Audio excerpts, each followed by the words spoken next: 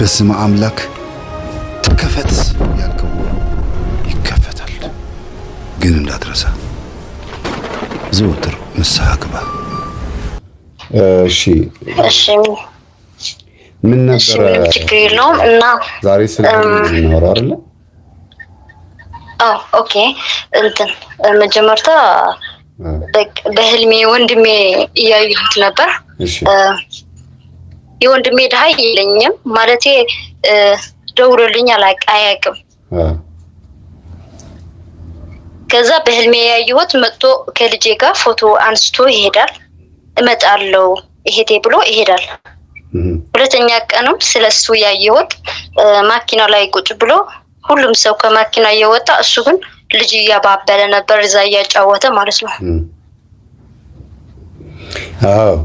በህልም መኪና ወይም የሆነ ትራንስፖርቴሽን ነገር ማየት ምንድነው እንትኑ ትርጉሙ? ስሜት ወይም አሁን ለምሳሌ መኪናን በስጋ ቢመሰል ሾፌሩ ደግሞ በነፍስ ብትመሰል ብዬ ከዚህ በፊት ሳስተምር ሰምተሻል። መኪና ብዙ ጊዜ በእጃችን ይዘን የምንነዳው የምንዘውረው ነውና በፈተናም ይመሰላል። አንድ የሆነ የምንታገለው በህይወታችን ውስጥ የምንታገለው ልናልፈው የሚገባ አንድ የሆነ ውጣ ውረድ አለ እና ሁላችሁም ወደ መኪና ስትገቡ እሱ ልጅ እያጫወተ ከሆነ ከመንፈስ ቅዱስ ጋር አንድ የሆነ ጉዳይ አለው ማለት ነው። ይሄ ልጅ ጥሩ ሁኔታ ላይ የሚሆንበት ምናልባት አጋዥ ካገኘ እግዚአብሔር በጣም ይፈልገዋል ማለት ነው። ወደ መኪና መሳፈር ብዙም ጥሩ አይደለም ነው የሚባለው። የሆነ ነገር ላይ መሳፈር ጥሩ አይደለም። ለፈተና ራስን ለአንድ የሆነ ድካም ራስን መስጠት ነው የሚባለው። እሺ ጨርሻለሁ አይደል? ሁለተኛ የሱ ደግሞ የሱ ፎቶ አንስቶኝ ይሄዳል። መጥቶ ከልጄ ጋር ቁጭ ብዬ እሄቴ እመጣለሁ በቃ አይዞሽ ምናምን ብሎ አወራኝ ምናምን ስለው እመጣለሁ ብሎ ይሄዳል። ፎቶ አንስቶኝ ማለት ነው። እንዴት እስቲ የሆነ ቦታ ቁጭ ብለን ከዛ ፎቶ ያነሳል። ታላቅ ነው እንትኑ ቴሌፎን ሞባይሉን ማለት ነው። ከዛ ፎቶ አንስቶኝ ናባ አወራኝ ምናምን ስለው አይ ቆይ እመጣለሁ ይሄቴ አትጨነቅሽ እመጣለሁ ብሎ ይሄዳል። ተመልከችኝ ማለት ነው። ፎቶ የሚያነሳሽ እሱን በደንብ እያየሁሽ ነው፣ እየታዘብኩሽ ነው። ያንቺ የሆነ ጉዳይ ሁሉ ነገር አለ፣ በህይወት አለ አይደል? ወንድምሽ ተጣልታችኋል እንዴ? አልተጣለንም፣ ግን ብዙ ቀን ሆኖናል ሳንደዋወል። እያሰበሽ እንደሆነ ፎቶ ማንሳት ያውም እሱን ያነሳሽና እንደሚያስብሽ ማሳያ ነው። ሁለተኛ ነገር ደግሞ ትኩረት ነፍገሽኛል ለምን ደግሞ አትደውዪው አይነት ነገር ነው። ብዙ ጊዜ ሰዎች አንቺን ከሳሉሽ ፎቶ ካነሱሽ ወይም የሆነ ስጦታ ከሰጡሽ አስታውሽኝ ማለት ነው፣ አስቢኝ ወይም ደግሞ ያ ሰው አንቺ ልክ እንደምታስቢው እሱም ያስብሻል፣ ግን የበለጠ እሱ ጋር አንድ ትልቅ ጉዳይ አለ ማለት ነው።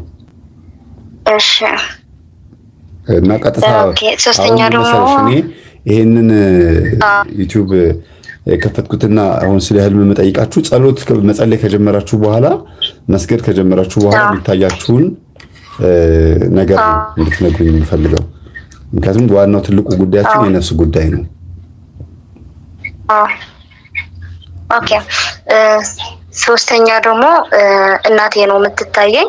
ከዛ በህልሜ እንደ እውነት እንዳየኋት ነው የሚታየኝና ከዛ ጥቁር ሰውየው ከሷ ጋር ቡና ፍልቶ ምናምን ቁጭ ብሎ እንትን ወሲብ እየፈጸሙ በጣም በሚያስጠላ ሁኔታ በጣም የሆነ የሚቀፍ ነገር ነው ያየኋትና ከዛ ደንግጬ በስመ አብ ብዬ ያው ሰውየው ጭንቅላቱ ስመታ ጥቁር ነው፣ በጣም ረጅም ነው። ከዛ ስመታ ወድቆ ተነስቶ በሮ ነው የጠፋ። አይነ ጥላውን ነው። አሁን ይሄ አንቺ እሷ ከሰው ጋር እንደዚህ ስታረግ ያየሻት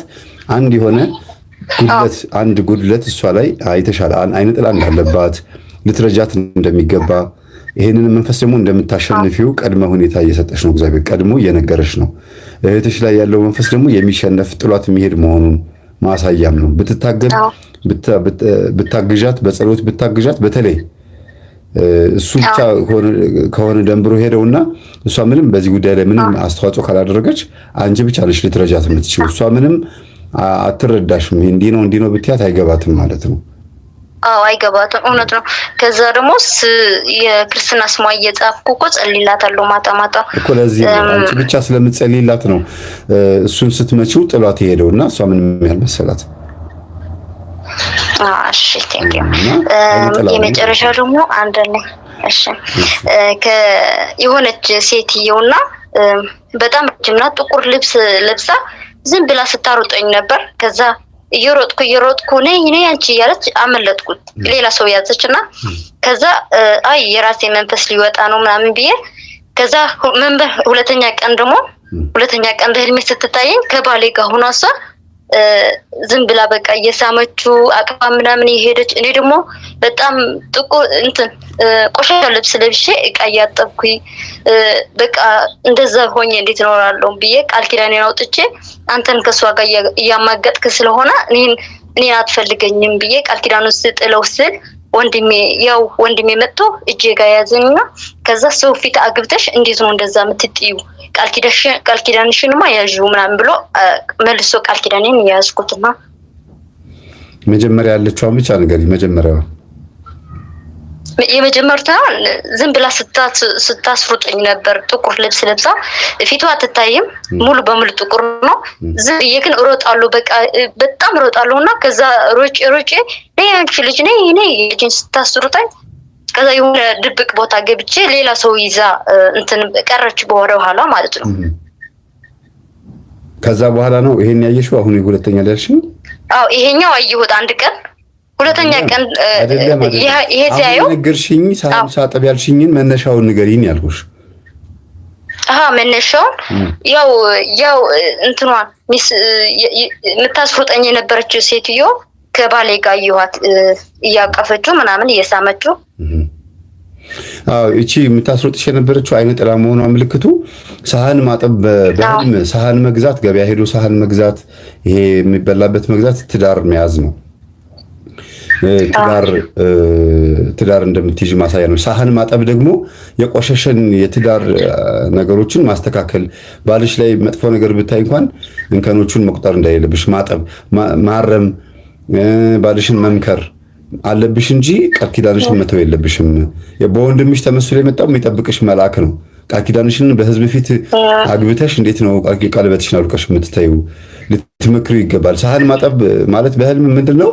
በምክክርና በተለያዩ አይነት እንትኖች ማለፍ፣ ነገሮችን ችሎ ማለፍ ማለት ነው። ሳህን በህልም ብዙ አይነት ትርጉም አለው። ግን ሳህን ሲሰበር ማየት አሁን ትዳር፣ ከቤተሰብ መለየት፣ ትዳር መበላሸት፣ መፋታት ምናምን ነው። ሳህንሽን ስታጥቢ ስለሆነ ያየሽው ወይም ደግሞ ያንን ሳህን ስታጥቢ ስለሆነ ያየሽው ትዳርሽ ላይ ወይም የፍቅርሽ ህይወት ላይ ወይም ባለቤትሽ ላይ የምታየውን እንኳን ይቅርታ ልትዩ ይገባል። አጽድተሽ አስተካክለሽ በይቅርታ የምታልፊው ነገር ነው። በትንሹም በትልቁም እፋታለሁ ብለሽ ምንም ውሳኔ እንዳትወሰኝ ማለት ነው። እሺ፣ አመሰግናለሁ። እና ጨርሻለሁ። በጣም አመሰግናለሁ። በጣም መምህር። እሺ፣ ባለቤትሽ ነው? ቅድም ድምፁን የሰማሁት? አዎ ባለቤቴ ነው። እሺ፣ አመሰግናለሁ። ሰላም ነው? አዎ። እሺ፣ የባለቤቴ ነው። እሺ፣ ለባለቤቴ ላገናኘህ? አይ በቃ እኔ ከሌላ ሰው ጋር ሆነሽ ሆነ ብዬ ነው። አንድ ነገር አለኝ እያለ ነው። እሺ፣ ሰላም መምህር። ሰላም፣ እንዴት ነህ? ደህና ነህ ወይ? እግዚአብሔር ይመስገን ደህና ነኝ። ድምፅህን ሰምቼ ስለነበር እኔ እኮ እየተቃወማት ነው ወይስ እያላት ነው ዝግ እያላት ነው እያልኩኝ እኮ ነው። አይደለም ልጅ ስለቆየ እንዳያስቸግረን ብለን ነፃ ሆና ልታወራ ብዬ ነው። ራቅ ብዬ ቆየሁና እሺ፣ ምን ነው ያየኸው ህልም? ትላንት ሌሊት ነው እና ብዙ አላስተውሰውም፣ ግን አባቴ ማለት ነው ካረፈ 5 ዓመቱ ነው። ግን ትናንት ያየሁት ህልም ትንሽ ህፃን በነጠላ አዝሎ እኛ ደግሞ ተሰብስበን ምናምን ዝም ብሎ ያየናል። እሺ። እና ሌላ ተጨማሪ ነገር ነበረው፣ ግን ላስታውስ አልቻልኩም። ይሄን ትንሽ አሳሰበኝና እናንተ ነው የሚያችሁ? እናንተ ተሰብስባችሁ? አዎ እኛ ተሰብስበን እሱ ደግሞ ትንሽ ህፃን አዝሎ በነጠላ አድርጎ ያየናል። እኛን ዝም ብለን እናየዋለን። አሉ በህይወት አባትህ? በህይወት አሉ ወይ አባትህ? አይደለም፣ የሉም። ከሞተ 5 ዓመቱ ነው። ህፃን ማዘል በህልም ትልቅ ትርጉም ነው ያለው። የእናንተ ልጅነታችሁ እንድታስተውሉ በ40 እና በ80 ቀን የተጠመቃችሁትን ነገሮች እንድታስቡ ማድረጋቸው ነው። በህልም ህፃን ማዘል በጣም ትልቅ ትርጉም ያለው። ስለዚህ ወንድማማቾች ተነጋግራችሁ እሳቸው ያሉበትን መከራ እሳቸው ያሉበትን ችግር እንዳትቀምሱ የልጅነታችሁን ጉዳይ አስቡ ነው። ሌላው ህፃን ልጅ ማዘል ወይም የህፃን ልጅ ምግብ መብላት በህልም ትልቅ ትርጉም ያለው ወይም ደግሞ አባት ፊት ለፊት ሆኖ ልጅ አዝሎ እናንተን ሲመለከት ማየት ራሳችሁን እዩ፣ ተመልከቱ። ወደኋላ ወደ ልጅነት ወደ ማንነታችሁ ተመለሱና ነገሮችን አገናዝቡ። በጣም ብዙ የተበለሻሹ ነገሮች አሉ። መንፈስ ቅዱስም ጭምር ነው ህፃን ልጅ በህልም ሲታይ። ግን እንደ ህፃን ልጅ የምንፈታው ምንድነው? አመለካከታችን፣ አስተሳሰባችንን ነው። ያን የሆነ ልንንከባከበው የሚገባ አንድ ማንነት አለን። የሆነ ልታስበው የሚገባ የሆነ ነገር አለ ማለት ነው። እንክብካቤ የሚያስፈልገው በእናንተ ህይወት ላይ እንክብካቤ የሚያስፈልገው የሆነ እንትን አላችሁ። ራሳችሁን ቼክ አድርጉ ማለት ነው። እሺ እሺ መምህሬ፣ እሺ በጣም አመሰግናለሁ። እሺ እሺ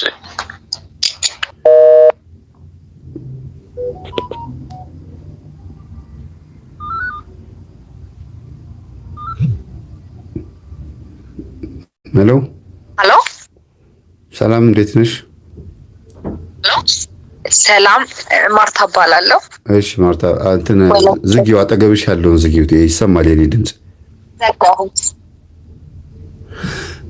ምንመናል ለተስላሴ ነው ስለ እሺ፣ ኔትወርክ ዘግቶብኝ ነው እንጂ ሌላ ነገር አለን። ባለፈውም ራሱ አንዲት ልጅ ስለ ማነው ስማቸው ስለ አባ ዮሐንስ ነው ምናምን እያወራችኝ እያለ ስልክ ተዘጋባት። አሁን ደግሞ እቺ ማነች ስማ አሁን መጀመሪያ የደወለችው ልጅ ስለ ተማሪያም ግሩፕ እያወራች እያለ ተዘጋባት። ወይ መንፈስ ቅዱስ ስለዚህ ጉዳይ እንድናወራ ስላልፈቀደ ሊሆን ይችላል። እነሱ ግን ኮሜንት ላይ እየጻፉ ያለው በማግስቱ ሳይው ኮሜንት ላይ ለምንድን ነው ስለዚህ ጉዳይ ሲዘጋ የምትዘጋው ብሎ እኔ እንደዘጋሁት አድርገው ነው የቆጠሩትና እንደው እግዚአብሔር ይገስጻችሁ። እንደዚህ የምትጽፉ ሰዎች እግዚአብሔር ይገስጻችሁ። እንደው ከዩቲዩብ ብትወጡ ራሱ ደስ ይለናል። የማይሆን ነገር ጽፋችሁ ህዝቡን ከምታበለሻሹ። ሌላው ፖለቲካ የምትጽፉ ያው ይታየኛል። ፖለቲካ ምናምን ነገር የምትጽፉ ሰዎች አልፈልግም። ያን ነገር እኔ የነፍስ ጉዳይ መንፈሳዊ የሆነ ነገር ጉዳይ ብቻ ነው ማስተላለፍ የምፈልገው። የትኛውንም ብሔር የትኛውንም አይነት ፖለቲካ ፓርቲ እዚህ ውስጥ አምጥታችሁ አትለጥፉብን። ምንም አይነት ነገር እኛ የምንፈልገው ሃይማኖታችንን ብቻ ነው። እባካችሁ ምንም ነገር አትጻፉ። የተጻፈውን ነው ያያችሁ ደግሞ እየተከተላችሁ የምትሳደቡ መልስ የምትሰጡ ሰዎች እንደው እባካችሁ ምንም ነገር አትጻፉ። በቃ ብትችሉ ከሚወራው ነገር ጋር የተያያዘ ነገር ብቻ ጻፉ። ከምናወራው እዚህ ከምናወራው ነገር ጋር ብቻ። እሺ እንሂድ፣ ቀጥይ። እሺ አይ እኔ ህልም ምናምን አላልምም።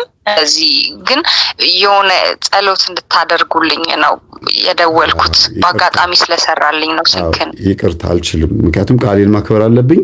እኔም ደግሞ ለሰው ምጸልይ ሰው አይደለሁም። እንደናንተ ኃጢአተኛ ነኝ። ምጸልይልሽ ብዬ እሺ ብዬ እጄን ምዘረጋም ሰው አይደለሁምና እንደዛ ባናደርግ ደስ ይለኛል። በቃ ዛሬ ፕሮግራማችን ይሄ ከሆነ ሌላ ነገር ባናስገባ ጥሩ ነው ብዬ አስባለሁ። አመሰግናለሁ ማርታ። እሺ ይሰማሉ። በቃ ቻው።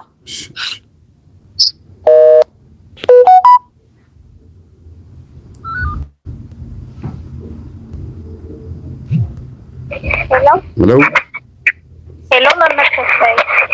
ሰላም እንዴት ናችሁ? አጠገብሽ ያለውን ዝጊው እባክሽን። አጠገብሽ ያለውን መጀመሪያ ዝጊው። ዘጋሁት። ድምፅሽ ርቋል። ኢርፎኑን ንቀዩና ድምፅሽ ርቋል። ሄሎ አቤት። አሁን ሲሰማለ በደንብ። አሁን ሄርፎን አረኩት። ሄርፎን ካላደረኩኝ ስልኬ ድምፅ አይሰማም። እንደየስልኩ ባህሪ ነው። ልክ ነው። እሺ ሰላም፣ እንኳን በሰላም አገኘው። እንኳን ተገናኘን። እሺ ፎቶ ላይ ማይሽ የትኛው ነሽ? በግራ ወይስ በቀኝ ያለሽው? በፊት ለፊት ያለውት እኔ ነኝ። እሺ ከኋላ ያለችው ደግሞ ልጄ ናት። እሺ ምን ልታዘዝ? ዛሬ ስለ ህልም ነው የምናወራው። ያው እሑድ ህልም ምን እንደሆነ ከሌኒ ዩቲዩብ ላይ ሄዳችሁ ገብታችሁ አንብቡ፣ አዳምጡ ብያለሁ። እዚህ ብዙ መዘርዘር አያስፈልግም። ግን ህልሞቻችሁን ጸሎት ስትጸልዩ መጸለይ መስገድ ከጀመራችሁ በኋላ የምታዩትን ህልም አምጡትና እንወያይበት ነው ያልኩት። አዎ በትክክል። አይ ፕሮግራምህን አዳምጣለሁኝ፣ አዲስ አይደለሁም ለፕሮግራምህ፣ ሁሉንም ፕሮግራም እና እግዚአብሔር ይመስገን በጣም አስተማሪ ነው እና ህልም ነው ያለኝ። ያው ብዙ አላብዛ፣ ሌላም እህቶች ስለሚጠቀሙ ህልም አይተን ነበር፣ እኔም አይቻለሁ፣ ልጄም አይታለች እና እያሰብን ነበር እና ወደ ህልሜ ልግባ። እኔ እናትየዋ ነኝ። እሺ አዎ እንደዚህ የሆነ ደረጃ ላይ ቆመን ይመስለኛል። እኔ ልጄና ወንድሜ ቆመናል እና ባዶ ነው፣ ምንም ሜዳ ነገር ነው የምናየው ከፊት ለፊት፣ ግን ከጀርባችን ያለው ቤት ያለ ይመስለኛል። ቤቱ ውስጥ ምን እንደሆነም አላቅም፣ ቤቱን ምን እንደሆነ አናቅም፣ ግን ደረጃ ላይ ይሄ ስቴጅ ነገር የለም። ከቤቱ ስትወጣ በረንዳ ነገር ሆኖ እንደዚህ ሰዎች የሚቆሙበት እንደዛ አይነት ነገር ነው። እንደዚህ ተደግፈን ቆመናል፣ እኔ ወንድሜና ልጄ። ወንድሜ በመሃል ነው ያለው እና እንደዛ ቆመን እያየን ከላይ ከሰማይ ላይ ነው ነጭና ጥቁር መኪና ይመጣሉ። መኪና ነው ይመጣል፣ ነጩ ያልፋል። ምንም በቃ ነጩ ያልፋል፣ ከፊት ነው። ከጥቁሩ መኪና ግን ምን ይሆናል? ይመጣና ከላይ ወደ እንደ ባህርም ይመስለኛል ከታች ይመጣና ሊወድቅ ወደ ታች ሊወድቅ ያስባል። እንዲያየ ነው ቆመን እና በጣም እጨነቃለሁኝ። ተመልሶ ወደ ላይ ይወጣና ይጠፋል፣ ይሰወራል ያ መኪና እና ኧረ በስመ አብ ኧረ ተሰወረ። ጭራሽ ይሄ ፔርሙዳ ነው ምናምን ፔርሙዳ ገባ ምናምን የሚባል ነገር ያው አለና ፔርሙዳ ጠፋ ተሰወረ ምናምን ብለን እያወራን ከእንደገና ይመጣል ያ መኪና ይመጣና ተመልሶ ይመጣና እዛው የቆምንበት ጋነን በጣም እጨነቃለሁ። በቃ የቱ ጋር ይሆን የሚወድቀው? እኛ ላይ ይሆን የሚወድቀው? የት ነው የሚወድቀው እያልኩኝ ውስጤ በጣም ይጨነቃል። እየተጨነቀ ያ ነገር ተመልሶ ይመጣና እንደ ባህር ከፊት ለፊታችን ያለ ይመስለኛል። እንደ ባህር ነገር ነው፣ እዛ ውስጥ ስምጥ ብሎ ይገባል። እኛ ላይም አልወደቀም እና በስመ አብ ወወልድ ወመንፈስ ቅዱስ እያልኩኝ እያማተብኩኝ እጮሃለሁ። ወንድሜም ልጄም ምንም አይመስላቸውም፣ እኔ ግን እጮሃለሁ። እየጮኩኝ በስመ አብ ወወልድ ወመንፈስ ቅዱስ ስል ከዛ ከወደቀበት ከባህር ነገር ውስጥ የሚያስተጋባ ድምጽ ሰማለሁኝ።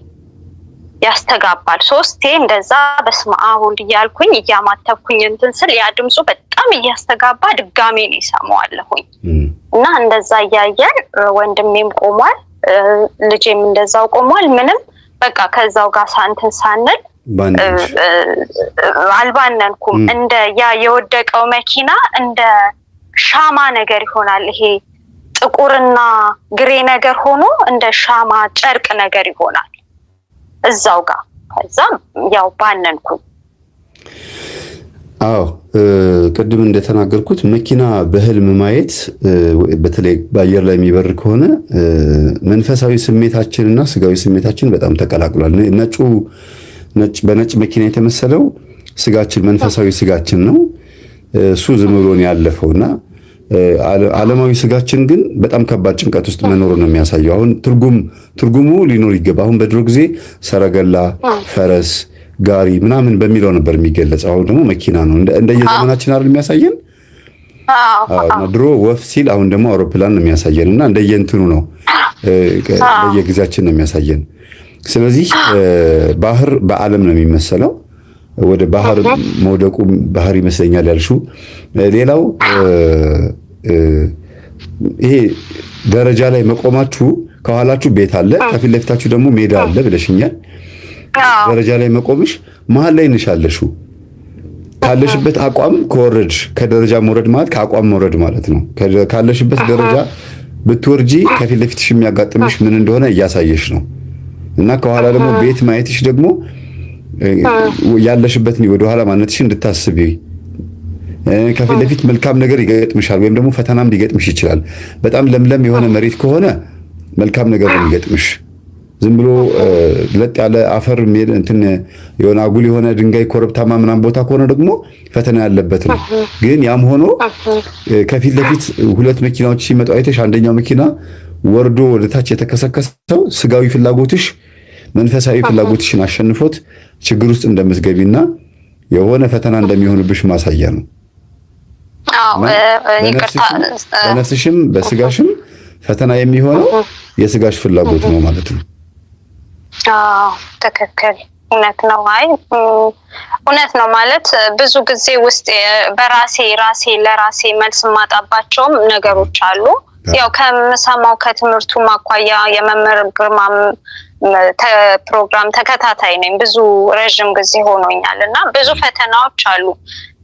ወደ አንድ ነገር ላይ መቆም እፈልጋለሁ እግዚአብሔር ቢፈቅድ እንደኔ ሐሳብ ቢሆን በመታስተምሩት ትምህርት በእውነት በጣም ነው የምጓጓው የሌሎችን ተጋድሎና የሌሎችን ብቃት ስሰማ ከተማሩት ነው ያው እንደኔ ካዳመጡት ነው እዛ ደረጃ የሚደርሱት። ግን በቃ ከቤተሰብም ከተወለድኩበት ከቤተሰብም ችግር አኳያ ይሁን በራሴም ፈተና ይሁን እዛ ነገር ላይ ለመድረስ ለምንድነው የሚያቅተኝ እላለሁ። በእርግጥ እንደዚህ በጣም አምላኬን እያስቸገርኩኝ ለምን አልደረስኩም አይደለም። አለባበስ ላይ፣ አመጋገብ ላይ፣ ገንዘብ አያያዝ ላይ፣ የጸሎት ህይወትሽ ላይ ደካማ ጎኑ እሱ ነው መንፈሳዊ ህይወትሽ ላይ ከባድ ችግር የሚያመጣው። ነጩ መኪና መንፈሳዊ ህይወትሽና መንፈሳዊ ማንነትሽ ነው። ገባሽ? ባጠገብ ዝም ብሎ ነው ያለፈው እሱ አይደል? እሱ አለፈ። ይሄኛው ግን ሊወድቅ ፈለገና የት ይሆን የሚወድቀው እያልኩኝ እያሰብኩ እየተጨነኩ ሁለቱ እንዳልኩ ወንድሜና ልጄ ምንም አይመስላቸውም። እኔ ግን በጣም ውስጤ ይጨነቃልና ተመልሶ ወደ ላይ ጠፋ በቃና ይሄንን እንደዚህ እያልን እናወራለን። ፔርሙዳ ይሄ ተጠፋ ምናምን ወዴት እንደገባ ሳይታወቅ የሚጠፋ እንትን አለ አይደል? እንደዛ ጠፋ ብለን እያሰብን ተመልሶ ከእንደገና ተመልሶ ይመጣና ሲመጣ በጣም ደግሞ በቃ እጨነቃለሁኝ። የት ነው የሚወድቀው? እኛ ላይ ይሆን ወይ የሚወድቀው? የት ነው የሚወድቀው እያልኩኝ በጣም እጨነቃለሁ። ምክንያቱም አወዳደቁ አመጣጡ ላይ እንደሚወድቅ ስላልገባኝ ከዛ በፊት ለፊታችን ባይዘው ስሜትም ነው። መኪና ነዳጅ ተሞልቶ ካልተነዳ አይንቀሳቀስምና ሰው ራሱ ሆን ብሎ ስሜቱን ካላንቀሳቀሰ ከሰው ጋር ሊጣላ አይችልምና ስጋ ብቻ ሳይሆን ስጋዊ ፍላጎትና ምኞት፣ ስሜት የሚባሉትም ነገሮች ይወክላል። እና ጠፋ ብለሽ ስታስቢ አንዳንድ ችግሮችሽ፣ አንዳንድ ኃጢያቶች፣ አንዳንድ ጉዳዮች ጠፋ ስትዩ ተመልሶ መጥቶ እንደገና መሬት ላይ መውደቁ ባህርን የመሰለኝ ያልሹም አይደል? በባህሩ ላይ መውደቁ ራሱ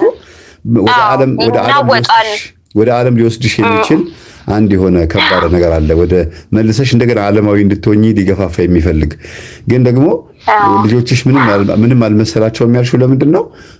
እየሆነ ያለው ነገር ወይ ስላልገባቸው ነው ወይ ደግሞ ያንቺ ወደ ዓለም መሄድ ለነሱ የሚመቻቸው ስለሆነ ነው። አዎ ማለት ያ የገባበት ባህር በጣም ይናወጣል። በቃ ልክ እንዴት ነው የሆነ ነገር እንደ ማዕበል ይሰራና ያ ነገር ያስደነግጠኛል። በቃ ወይኔ እና እንዳልኩ በስመ አብ ወልድ እያልኩኝ እያማተብኩኝ ስጮ ያ ያስተጋባል እንደገና የራሴ ድምጽ ያስተጋባል እና በጣም ከዛ በኋላ ያው ትንሽ እንትን አልኩኝ ውስብስብ አለብኝ። ያው በራሴ ተረጎምኩት አለ ግን አሁን አንተ ስትተረጉምልኝ ሌላ ነው ትርጉሙ። እንደዛ ነው ባጭሩ።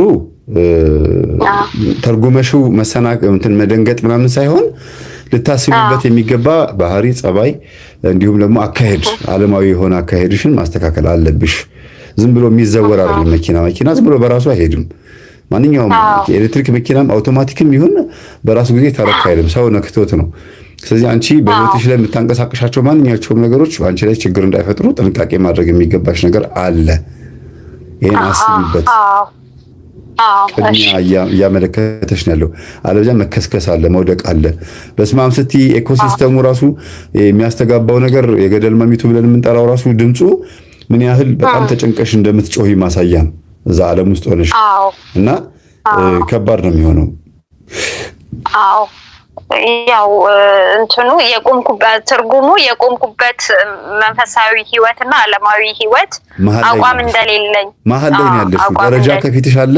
ብትወርጂ መውረድ፣ ከደረጃ መውረድ ባይዘው ከስልጣን መውደቅ፣ ከስልጣን መዋረድ ስልጣን መቀማት ከሆነ ውርደት ምናምን ነው ከደረጃ መውረድ ደረጃ መውጣት ደግሞ እድገት ማግኘት ከፍ ማለት በጣም ጥሩ ነገር ነው ቀጥሎ ከኋላሽ ቤት መኖሩ ደግሞ ከኋላ ልታዩ የሚገባ እንዲሆነ ትልቅ ጉዳይ አለ ወደ ልብሽ ተመለሽ ነው ቤት ብዙ ጊዜ በልብ ነው የሚመሰለው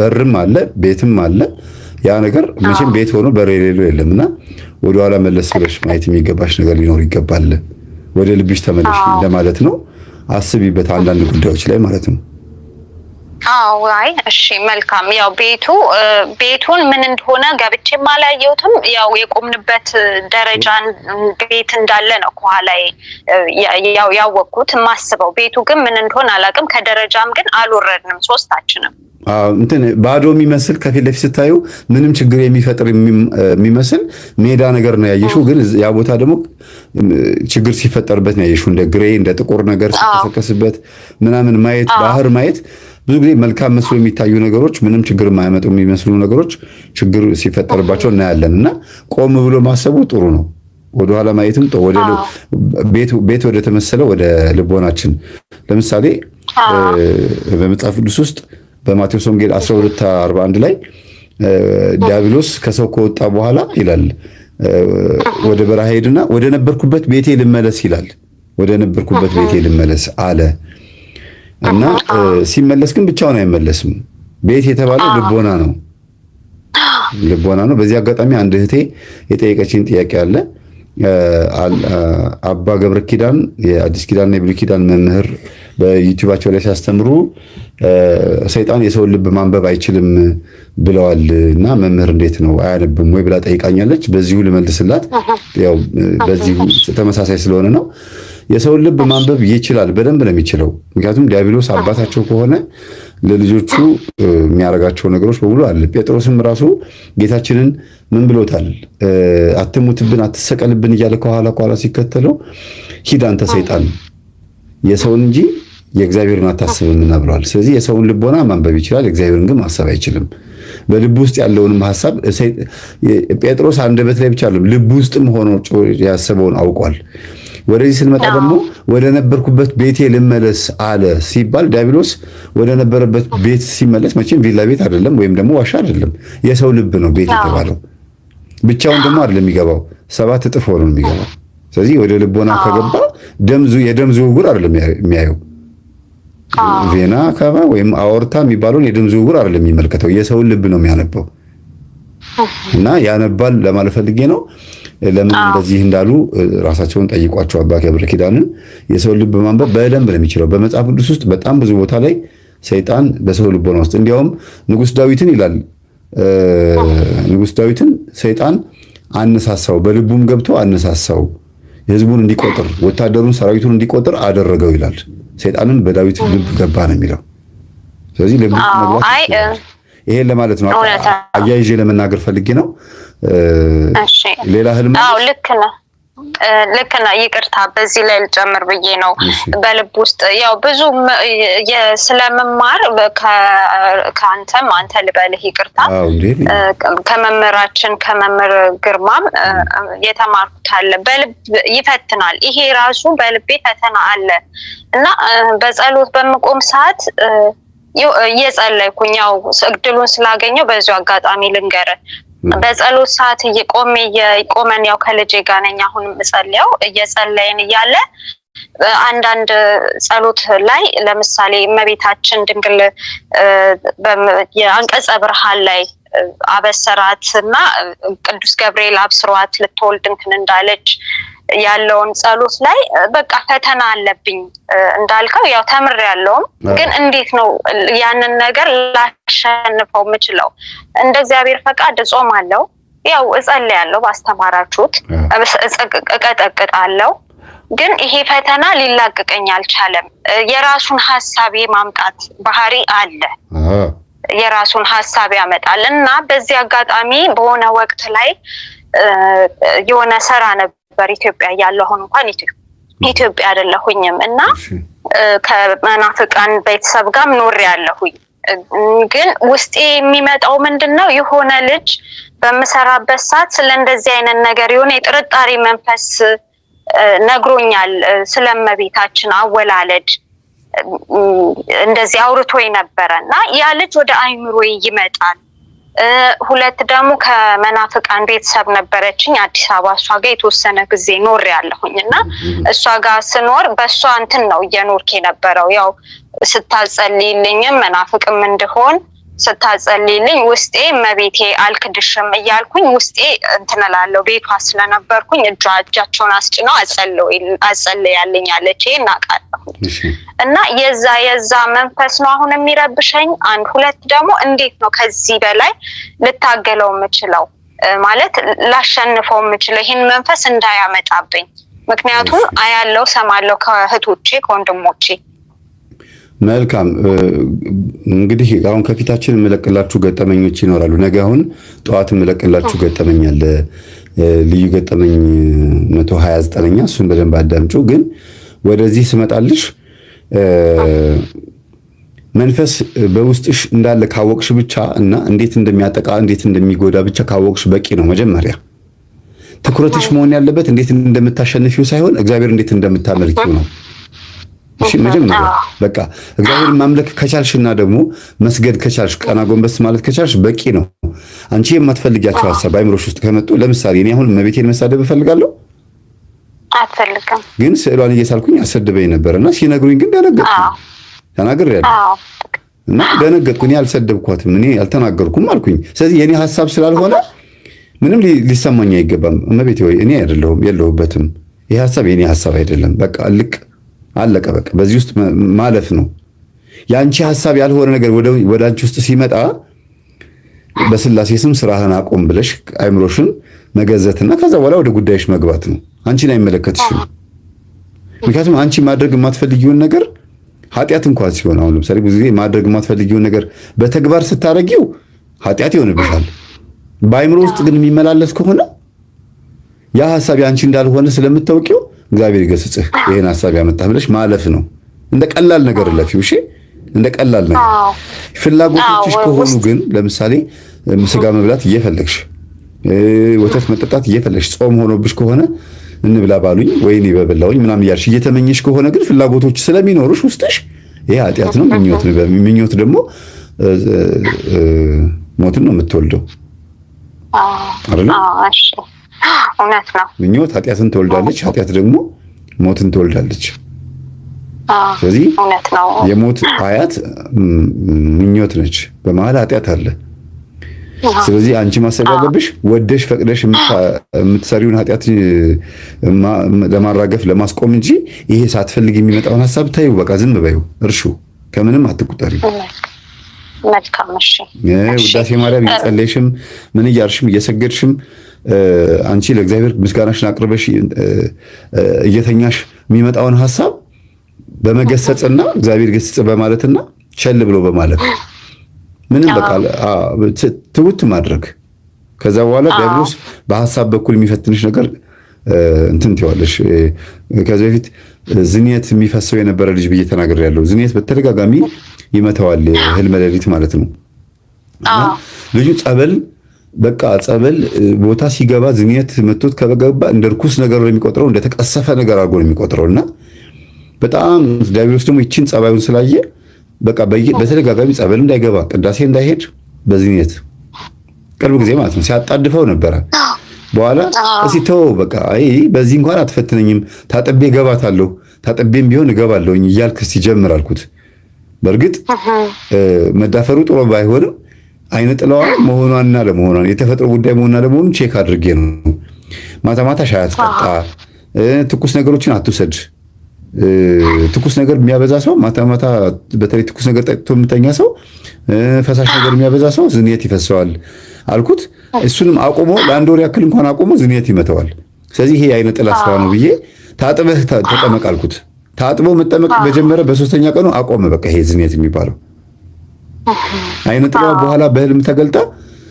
እኔ እኮ ይሄን ነገር ፈርተኸው በዚህ በኩል እየፈተንኩህ ነበረ ወይኔ አሁን ነቃህብኝ አለችውና ምንድነው ሁልጊዜ ዲያብሎስ የሚያመጣቸውን ፈተናዎች ናቅ አድርገሽ በስላሴ ስም እግዚአብሔር ገስጽህ እያልሽ ስታልፊው ተነቅቶብኛልና በዚህ ላሸንፋት አልችልም ብሎ ይተወዋል ማለት ነው።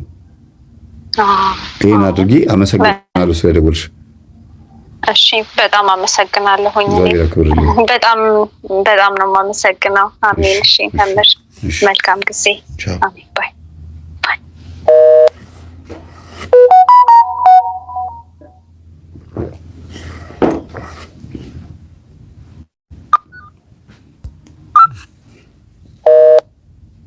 ተዘጋ።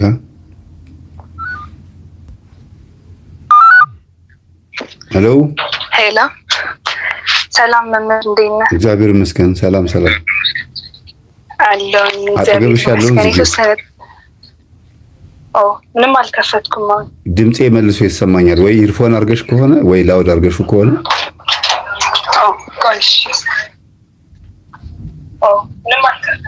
እሺ ዘግቼዋለሁ። ይኸው ይሰማኛል፣ መልሶ ይሰማኛል። አሁን ዘግቼዋለሁ። እሺ ምን ልታዘዝ? ላይቭ መሆኑን አውቀሻል አይደል? አውቄያለሁ። እሺ ምን ልታዘዝ? ጥያቄ ነበረኝ ስለ ህልም፣ 2-3 ጥያቄ ነበረኝ። እሺ በመጀመሪያ የሆነች ማቃት ልጅ ነበረች እና የሆነ እንደ ጓደኛዬ ነገር ናት። ከዛ ያው ማለት ብዙም አንስማማም ነበረ እና በህልሜ የሆነ አስከፍታይ ነገር ቁብዬ ስለሷ ወረቀት ጽፋለሁ። አስፋልት ዳር ማለት ነው። ወይ ስማ እና እየጻፍኩኝ ስማ ይሄ ፊት ለፊት የሚታይ ፎቶ ያንቺ ነው? አዎ የኔ ነው። እሺ ኦኬ እሺ። እና ቁጭ ብዬ የሆነ ወረቀት ስጽፍ ትመጣና ምንድነው ምናምን የምትጽፊው ልጥፍ አድርጌ ኧረ ምንም አይደለም ምናምን። ከዛ ወረቀቱን ትቀበለኝና አስፋልት ዳር ቁጭ ብለሽ ከምትጽፊ ነይ ወደ ውስጥ እንግባ ትለኝና የሆነ ባዶ ቤት ነው፣ መስታወት ማለት ነው። እንገባለን ውስጥ። ከዛ ልክ ውስጥ ስንገባ ኮምፕሊትሊ ቤቱ ሌላ ነው። የሆነ ትልቅ የቡና ሲኒ፣ ይሄ ሮኮቦት፣ ጀበና፣ መቀመጫ ምናምን ያለበት የሆነ በቃ በጣም የሚያስፈራ ቤት ነው። ከዛ በስመ አብ ብዬ ስዞር የሆነ በሩ ራሱ ተወርውሮ ነገር ይዘጋልና እንዲህ ከበሩ በኋላ የሰው የራስ ቅልና እንዲህ በጣም የተወጠረ ቆዳ ላይ ብዙ የተጻፉ ቃላቶች አሉ ከበሩ ጀርባ ማለት ነው። ከዛ አንቺ የት ነው ይዘሽኝ መጣሹ ምናምን ስል በጣም የሚያስፈራ ሳቅ እየሳቀች በቃ ሮጣ ጠፋችብኝ እሷ ወደ ውስጥ ነገር። ከዛ እንዴት ልጅ ብዬ እሷ በሄደችበት መንገድ ለመሄድ ስሮጥ የሆነ ድምጽ ነው የሚሰማኝ እና አንቺ ጠንቋይ ቤት ተመቶ እኮ በፊት ለፊት በር አይወጣም ሚል ነገር ሰማለሁ። እንዴን ይፈልጋል መጣው ታዲያ ምን ቸገረኛል እና አይኔን ጨፍኜ ቅዱስ ኤልሻዳይ፣ ቅዱስ አዶናይ፣ ቅዱስ አማኑኤል ምናምን እያልኩኝ ልክ ሮጬ እንዲህ የወጣው ነገር ይመስለኛል። አይኔን ስገልጥ የሆኑ ዘመድ አካባቢ ማቃቸው እንዲህ ባዕድ አምልኮ የሚያመልኩ ሰዎች አሉና በእነሱ ቤት ጋር ነው የወጣሁት ማለት ነው። ደግሞ እዚህ ምን አመጣኝ ምናምን ስል ነቃው። ምንድን ነው ይሄ ነገር?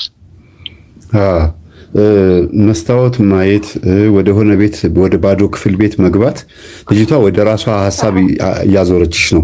እሷ የምታስባቸው ነገሮች ወይም ፍላጎቶቿን በአንቺ ላይ ለማስፈጸም ትፈልጋለች። በመስታወት ውስጥ ለምሳሌ መስታወት ስትመለከቺ መልክሽን የራስሽን መልክ ማየትተሽ የሌላ ሰው መልክ ካየሽ የሚያሳየው ምንድነው? ያ ሰው እኔን ተመልከችኝ ወይም ደግሞ ለኔ ትኩረት ስጪ እንደማለት ነውና ወደ እጅሽን ይዛ መግባትም ልክ እንደዛው ነው የሚቆጠረው። ወደዛ ቤት ይዛሽ ገባች።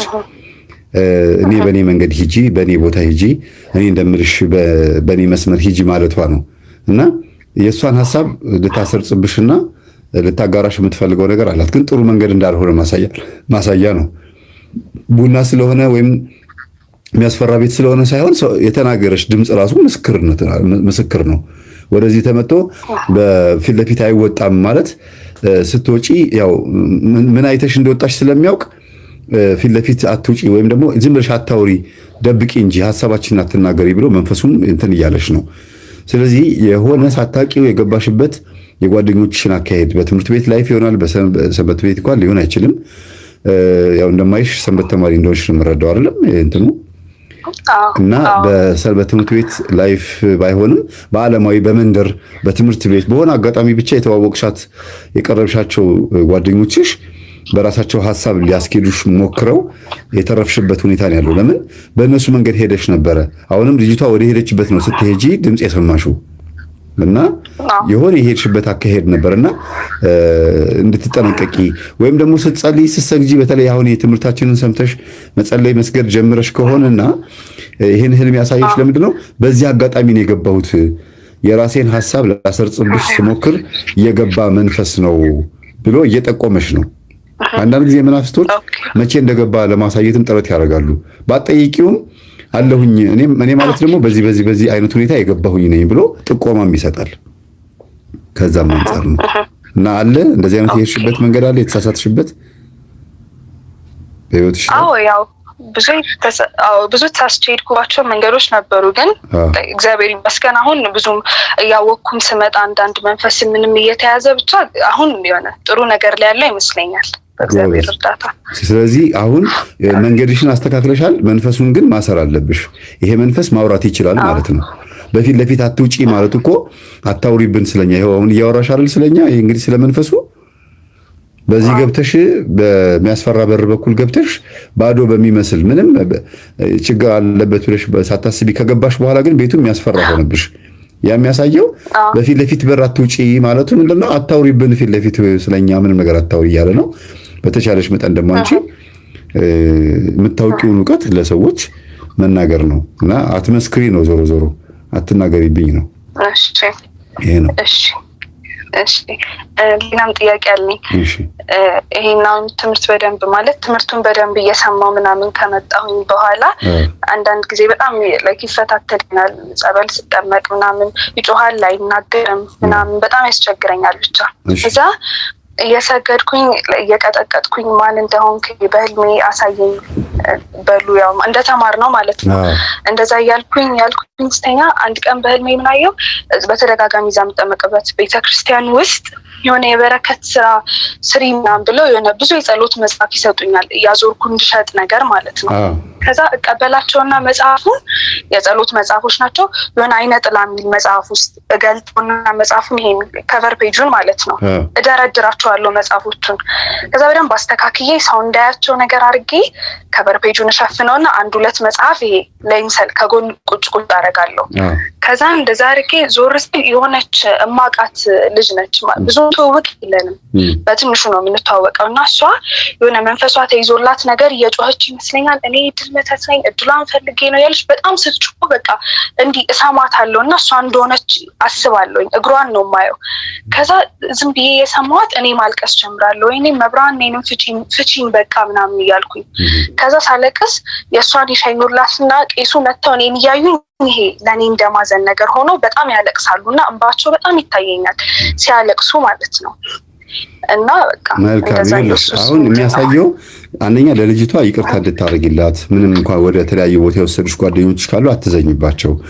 ብትቺ ደግሞ አሁን ስለ አይነ ጥላ ምናምን የሚጠቁሙ መጽሐፍቶችን ሰው እንዲያነብ ብታረጊ በዘዴ በሲስተም ነው አይደለ? በህልም ያየሽው እንዴት አድርገሽ ሰው እንዲያነበው በአገልግሎትሽ ነው ደግሞ ያሳየሽና እህቶችሽን በአንቺ ዙሪያ ያሉትን እህቶችሽንና በቅርበት በጥሩ ባልሆነ መንገድ የምታውቂያቸውን እህቶችሽን ወደ መስመር እንዲመጡ ብትመክሪያቸው ይድናሉ እያለሽ ነው። እግዚአብሔር እንደሚድኑ ማሳያ ነው። ተያዝኩኝ በዘዴ ነው ደግሞ የሚያዘው። በቀጥታ በገሃድ አውርተሻቸው ሳይሆን በሲስተም አውርተሻቸው ይሰሙሻል። እኔንም ይቅር በለኝ ማለትሽ ደግሞ ቂም እንዳልያዝሽባትና ቂም መያዝ እንደሌለብሽ አሁንም እነሱ ናቸው ያሰናክሉኝ የሚባለውን አመለካከት አቆመሽ ይቅር በለኝ ጌታ ሆይ ብለሽ ልክ እሷ ስትፈወስ አንቺ ይቅር በለኝ ስትይ ቄሱ ማልቀሳቸው ልበ ንጹሃን ይቅር የሚሉ ብፁዓን ናቸው የሚለው ቅድም ያነበብኩት አለ ማቴዎስ ወንጌል ምዕራፍ 5 ላይ። እሱን በተመለከተ አንቺ ላይ እግዚአብሔር ስራ መስራት ይፈልጋል። ጓደኛሽን ይቅር በማለት ብቻ ወይም በአንቺ ዙሪያ ያሉትን እህቶች የበደሉሽ ካሉ ይቅርታ በማለት ብቻ እነሱ እንዲድኑ ማለት ትችላለሽ። ትምህርቶች በመስጠት ይቅር በልኝ ያልኩኝ ሳይሆን ሳለቅስ የነበረው በቃ እኔንም ፍቺኝ ማለት የሆነ የኔንም ችግር አስወግጂልኝ አይነት ነገር ነው ያልኩኝ። አስወግጂ በእርግጥ ይቅር በልኝ አቤቱ ይቅር በልኝ ብያለሁ ስትይኝ ነው እንደዛ ያልኩት። ግን እኔንም ፍቺኝ ስትይ እነዛ ሰዎች ሲፈቱ ያየሻቸው ሰዎች የሚድኑ ሰዎች ናቸው። ወደው አይደለም ተይዘው ነው። ልክ አንቺ ዛሬ እንደነቃሹ እነሱ ነቅተዋል ማለትም ጭምር ነው። እነሱም ይገባቸዋል። የሚያዝ መንፈስ ነው ጉዳዩ፣ ደግሞ የመንፈስ ጉዳይ ነው ማለት ነው። እና በዘዴ በሲስተም በጥንቃቄ በጥበብ ብትይዣቸው ምን ብትያቸው ይፈታሉ። እና ደግሞ ሌላው ትልቁ ማሳያ እነሱ እንዲድኑ ብታረጊና ይቅር ብትያቸው አንቺ ትፈቻለሽ ትድኛለሽ ማለትም ጭምር ነው ፍቺኝ ማለትሽ። ኦኬ አንቺም ትድኛለሽ። ይቅር በመጀመሪያ ይቅርታ አድርጊ ነው። ምን ይላል መጽሐፍ ቅዱስ ማቴዎስ ወንጌል ላይ ለቤተ ክርስቲያን መባ ከማምጣት በፊት መጀመሪያ መባህን አስቀምጥና ሂድና ወንድምህን ወይ እህትህን ታረቅ፣ ወይም እህትሽን ወንድምሽን ታረቂ፣ ከዛ መጥተህ መባህን አስገባ፣ እሱም በእግዚአብሔር ዘንድ ተቀባይነትን ያገኛል ይላል። ስለዚህ ድህነት ለማግኘት ብዙ ጊዜ ተቀባይነት ለማግኘት ማስወገድ የሚገባንን አንዳንድ ነገሮችና መፈጸም የሚገባን ነገር መርሳት የለብሽም ነው ጉዳዩ ያ ነው። እሺ እና አንድ የደረሰ ጥያቄ ነው። መንፈስ ሲጮህ ማለት ነው አንደኛ ለምንድን ነው ማንነቱን አልናገርም ብሎ የሚያስቸግረውና ማያውረው ለምንድን ነው ሙሉ በሙሉ የሆነ ሄድ መለስ የሚያደርገው?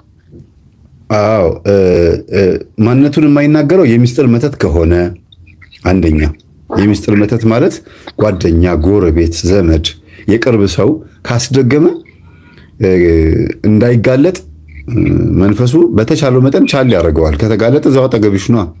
እሷን እቺ ላከችኝ ወይም እሱን የላከኝ ወይም ስም ጠቅሶ የምታውቂው ሰውን የላከኝ ካለ አስቸጋሪ ነው። ስለዚህ መንፈሱ በጣም ይጨነቃል። እዛው አጠገብ የሴትዮዋን ባህሪ ነው ይዞ የሚጮኸው። እንዳይናገር የከለከለው ነገር ኖሮ አይደለም፣ አይከለክለውም። ግን የልጅቷን ባህሪ ይዞ ነው የሚመጣው፣ ወይም የልጁን ያ አጠገብሽ ያለውን ሰው ያንን ባህሪ ይዞ ስለሚመጣ ወይኔ ባልተጋለጥኩኝ ጌታ ሆይ እባክህን አድነኝ ካለች አስቢው፣ እሷም ወደ አምላኳ እየጸለየች ነው፣ ወይም እሱም ወደ አምላኩ እየጸለየ ነው። አጥፍቻለሁ ይቅር በለኝ አታጋልጠኝ ካለ አይጮህም። ማን ነው? አይናገርም፣ ስም አይጠቅስም። የእግዚአብሔር ምሕረቱ ይሄ ነው። ከባቴ አበሳ ይባላል፣ ኃጢአትን ሸፋኝ። ለምን ይቅር በለኝ ብላ ንስሐ ገብታበት ከሆነ ጉዳዩ ላይ እንዴት ነው ታዲያ እሷን እቺ የላከችኝ ብሎ የሚያጋልጠው? እግዚአብሔር ታዲያ ቅን ፍርድ ፈረደ እንደዚህ ከሆነ ግልጽ ነው አይደል? አንዴ ሁለተኛ ነገር ደግሞ የሚስጥር መተት የሚለውን ታዩና ዛር አይነ ጥላ ወይም ደግሞ ለዘመናት ሲገበርለት የነበረ ከማህፀን ማህፀን ከአይምሮ አይምሮ እየተሻገረ በየዘሩ ሲቀጥል የመጣ መንፈስ ቶሎ አቤት ብሎ አይጮህም። በጣም ብዙ ሰራዊቶቹን ካስረከበ በኋላ ብዙ መናፍስት ከታሰሩ በኋላ መጨረሻ ላይ ልክ እንደ መኪና ማለት ነው እንደ ሞተር እንደሚራገፈው ብዙ ነገሮቹ ካለቀ በኋላ የመኪና ሞተር የሚቀረው ልክ እንደዛ ማለት ነው። መንፈሱ ዋናው መንፈስ አፍነው ከያዛቸው አይናገሩም፣ አይጮሁም። አንዳንድ ጊዜ እንዲያውም ጸበል ቦታ ላይ ምን ያጋጥመኛል፣ መላከ መንክራት ጉባኤ ላይም መተቱ ቶሎ ይጋለጣል፣ ወይም ልክፍቱ ልክስክሱ ምናምን ቶሎ ይጋለጥና ማን አለ ሲባል ያው አድፍጠው ነው እንጂ ዛሩም አለ ቡዳውም አለ ምን አለ ይላል። ጸጥ ይላሉ፣ ሌሎቹ ጸጥ ይላሉ። ግንባር ተመቶ በመቁጠራ ተሸልጦ ምናምን ነው አቤት የሚለው። ለምን? መጋለጥ አይፈልግም። ሌላው ደግሞ አንቺ ውስጥ ሆኖ ግን ደግሞ መውጣት የሚችል መንፈስ ደግሞ አለ። ወጥቶ ዛፍ ላይ ሽንት ቤት የሆነ ቦታ መደበቅ የሚችል መንፈስ ስትቀጠቅጪ አይናገርም። አንቺ ራስሽን ነው የምትመጪው። ልክ ጸሎትሽን ስትጨርሽና ስትነሺ ወደ ቴሌቪዥን ወደ ሶፋ ስትሄጂ ደግሞ መጥቶ ደግሞ መልሶ ግብት ይላል። ይሄ ገባ ወጣ የሚል መንፈስ አለ። ይሄ ገድላት ላይ ስንክሳር ላይ ስንት ብዙ ቦታ አለ። መጽሐፍ ቅዱስ ውስጥ ራሱ ከሰው አንድ መንፈስ ከሰው ይወጣል መልሶ ተመልሶ ይገባል ይላል። አይነ ስውሩን እንትኑን የታመመውን አባትየው ልጁን ይዞ መጥቶ ውጣ እልሃለሁ ከእንግዲህም ተመልሰ እንዳትመጣበት ብሎ የተናገረው ተመልሶ ስለሚመጣ ነው። ስለዚህ አንድ መንፈስ ስትቀጠቅጪ አቤት አቤት ብሎ ካልተናገረና ሚስጥሩን ካላወጣ የሆነ አንድ ባንቺ ጋም ጉድለት ይኖራል። መንፈሱን ማናዘዝ ያልቻልሽበት መንገድ እንደዛ ነው የሚሆነው። ሌላው ደግሞ ምንድን ያልሽኝ መንፈሱ ለምን አይናገርም? ይጮሃል እንትን ይላል። ግማሽ በግማሽ በመቶ አይሰውርም። ላይክ ግማሽ በግማሽ ሄድ መለስ አይነት ነገር እንዳይጎዳሽ ነው። አሁን እግዚአብሔር ጠባቂ መልአክም እኮ አለ እኮ እንዳይጎዳሽም እንድታስተውይም ጮኸሻል። እኔ አሁን ለምሳሌ ጮሃል ብሎ ሲነግሩኝ ስለማልጠራጠር ጮህ ያለው ብዬ ተቀበልኩ። አንዳንዶቹ ደግሞ አሁን እኮ ጮኸ ነበረ እንደዚህ ብለህ እኮ ለፈለፍክ ሲሉት እኔ አረን ያልጮህኩም ብሎ ክዶ የሚሄድ ሰው አለ። ስለዚህ ከልብሽም ሁኔታ አንጻር እንድትሰሚው ነው። ግማሽ ድምፅሽን ራስሽ እየታወቀሽ የምትሆኚውን ነገር መቆጣጠር አትችይም። እጅሽ ይወራጫል፣ አፍሽ ይናገራል፣ ሰውነትሽ እንደፈለገ ይለመጣል፣ ያጓራል። ግን መቆጣጠር አትችይም። ግን ይታወቅሻል ደግሞ። ያ ምንድነው? ለምንድነው እንደዚህ መሆነው ሳልፈልግ ብለሽ ራስሽን እንድትፈትኝ ነው። ከዛም አንፃር ነው ከልባችን ጥንካሬ አንፃር ነው ይሄን የሚያሳየን። እሺ በርቺ። አገልግሎት እንዴት ነው? እሺ እግዚአብሔር ይመስገን ጥሩ ነው፣ በጣም ጥሩ ነው። በርቺ። ሰንበት ተማሪዎች እየነቁ ሲመጡ ደስ ይለኛል እኔ። አራው እንዴ መንቃቱማ ለሁላችንም ያስፈልገናል። እግዚአብሔር ይረዳል። እንደዚህ የምታገለግይበት ደብር እባክሽን ብትቺ ቤተክርስቲያን በር ላይ ይሄ የጥንቆላ መጽሐፍ፣ ድግምት መጽሐፍ ምናምን የሚሸጡ ሻጮች ካሉ እሱን አስወግዱ። በቃ በህብረት ዩኒፎርማችሁን ለካ አሁን እንደለበስሽው ዩኒፎርማችሁን ለብሳችሁ ውጡና በቃ ይሄ የቤተክርስቲያን ጉዳይ ነው፣ የህልውና ጉዳይ ነው። በቤተክርስቲያን ስም ልትነግድ አይገባም። ወጣችሁ ሁላችሁም ወንዶቹም ሴቶቹም ካህናትም ዲያቆናትም ሆናችሁ፣ ለነገሩ ማን ይተባበራችኋል በዚህ ጉዳይ? ሁላችንም ዲያቆን እንጃ ብቻ ይተባበራችኋል ብዬ ባላስብም ማለት ነው። ግን ሞክሩና በቃ ይሄን መጽሐፍ መሸጥ አትችልም። ገድላትና ድርሳናትን ደርድረህ ይሄንን መርበብተ ሰለሞን፣ መጽሐፈ ቆጵሪያኖስ፣ አውደ ነገስቱን፣ መፍትሄ ስራዩን፣ መጽሐፈ ፈውስ ምናምን አድህኖ ምናምን የሚባሉ መጽሐፍቶች አሉ። የመሪራ ሳማን በላይ ምናምን እነዚህን ማስወገድ ነው ከቤተ ክርስቲያን በር ላይ የጥንቆላ መጽሐፍቶችን። እውነት ነው። አዎ በጣም ሊወገዱ የሚገባቸው መጽሐፍት ተሰደብን እየመጡ ፕሮቴስታንቶች እየቀረጹ ችግር እየፈጠሩ ነው ያሉትና ቤተ ክርስቲያን የፈቀደች እስኪመስል ድረስ እጅግ በጣም ያማል። አረ በጣም ሁላችንም ነቅታን ብንሰራ በዚህ ጉዳይ ጥሩ ነው። በዚህ ጎበዝ። አመሰግናለሁ ስለ ደወልሽ። እግዚአብሔር ያክብርልኝ። እሺ እግዚአብሔር ይስጥልኝ። ሰላም ደሩ። አመሰግናለሁ።